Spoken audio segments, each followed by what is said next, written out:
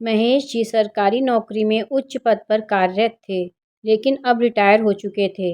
एक दिन अपने मित्र राजेश जी के साथ पार्क में घूम रहे थे। तभी उनके मित्र राजेश उनसे बोले, अरे भाई महेश, मैंने सुना है कि तुम अपना ये मकान बेचकर हमेशा हमेशा के लिए अपने बेटे के पास गुजरात जाने वाले हो।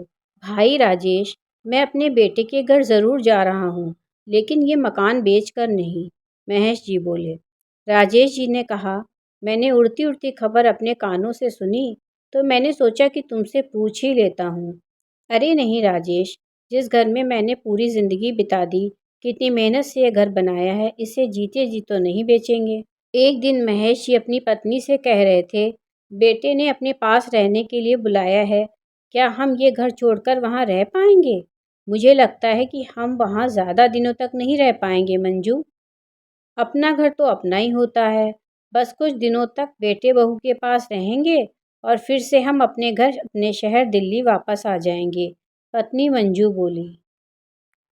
बेटे ने इतने प्यार से बुलाया है तो हमें प्यार से रखेगा भी।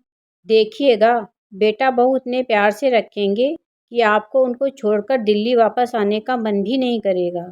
अगले सप्ताह महेश जी अपना ज़रूरी सामान पैक करके पत्नी मंजू के साथ गुजरात जाने के लिए दिल्ली रेलवे स्टेशन के लिए निकल चुके थे। राहुल ने गुजरात में एक 2 बीएचके का फ्लैट ले रखा था। उसमें राहुल, उसकी पत्नी राखी और उनकी इकलौती बेटी रश्मि रहते थे। राहुल की पत्नी राखी अपनी बेटी रश्मि से बोली, रश्मि, आज से तुम्हारे कमरे में तुम्हारे दादा दादी तुम्हारे साथ ही रहेंगे। तुम्हें उनके रहने से कोई परेशानी तो नहीं है? अगर तुम्हें कुछ भी परेशानी हो तो तुम हमारे साथ हमारे कमरे में शिफ्ट हो सकती हो। इस बात पर रश्मि ने कहा, नहीं मम्मी, मुझे कोई दिक्कत नहीं है। इनफैक्ट मुझे तो अच्छा लगेगा कि मैं अपने दादा दादी जी के साथ रह रही हूँ। राहुल एक सरकारी बैंक में कैशियर के पद पर कार्यरत था। उसकी पत्नी राखी एक प्राइवेट स्कूल में टीचर थी, इसलिए दोनों सुबह सुबह ऑफिस और स्कूल के लिए निकल जाते थे। घर में काम करने के लिए एक काम वाली बाई लगा रखी थी। एक सप्ताह के अंदर ही महेश जी और उनकी पत्नी को लगने लगा कि इससे अच्छा तो वे अपनी दिल्ली में ही रहते। कम से कम वहाँ कोई बात करने वाला तो था। शाम को पार्क में टहलते हुए अपने दोस्तों से गपशप कर लिया करते थे। यहाँ तो कोई बात करने वाला भी नहीं है। बेटे बहू को भी कहाँ टाइम है कि वो थोड़ी देर तक बात कर सकें। राहुल के माता पिता वहाँ रह तो रहे थे, लेकिन उनके चेहरे पर हमेशा मायूसी छाई रहती थी। एक दिन राहुल ने अपने माता पिता से कहा, पापा, हमारी सोसाइटी के गेट के पास ही एक मंदिर है। वहाँ सुबह शाम सत्संग होता है। आप लोग भी वहाँ जाया करिए।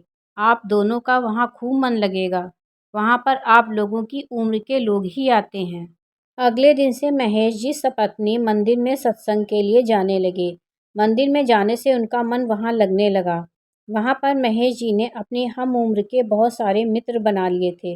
एक दिन मंदिर के बुजुर्गों ने तय किया कि हर रविवार को बारी बारी हम किसी न किसी के घर जाकर भजन कीर्तन करेंगे, ताकि हमारे बच्चे भी कीर्तन और सत्संग के महत्व को समझें। इस सप्ताह जो रविवार आने वाला था, उस दिन महेश जी के घर पर सत्संग होना तय हुआ। सुबह के 10 बजते ही बहुत सारे लोग ढोलक, मंजीरा और झाल लेकर महेश जी के घर पर पहुंच चुके थे। रविवार क्योंकि छुट्टी का दिन होता है, इसलिए राहुल और उसकी पत्नी देर तक सोते थे। वे दोनों सोए हुए थे। तभी अचानक से घर में ढोलक, मंजीरा, झाल बजने की आवाज़ आई।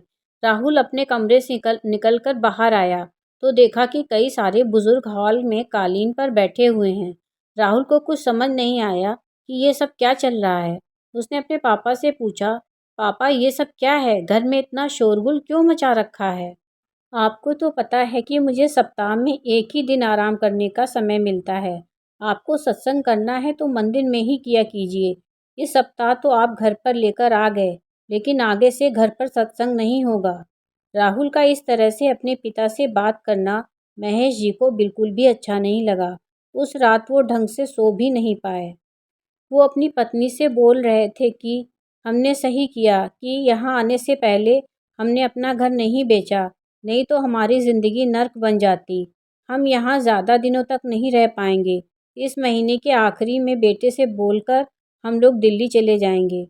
महेश जी की पत्नी बोली, अभी तो हमें यहाँ आए हुए केवल 10 ही दिन हुए हैं। अगर इतनी जल्दी हम बेटे से वापस जाने को बोलेंगे तो बेटे को बुरा लगेगा ना। ठीक है, जैसे तैसे करके 1 महीना पूरा कर लेंगे, फिर जाने को कहेंगे। उसके बाद बिल्कुल भी यहाँ नहीं रुकेंगे।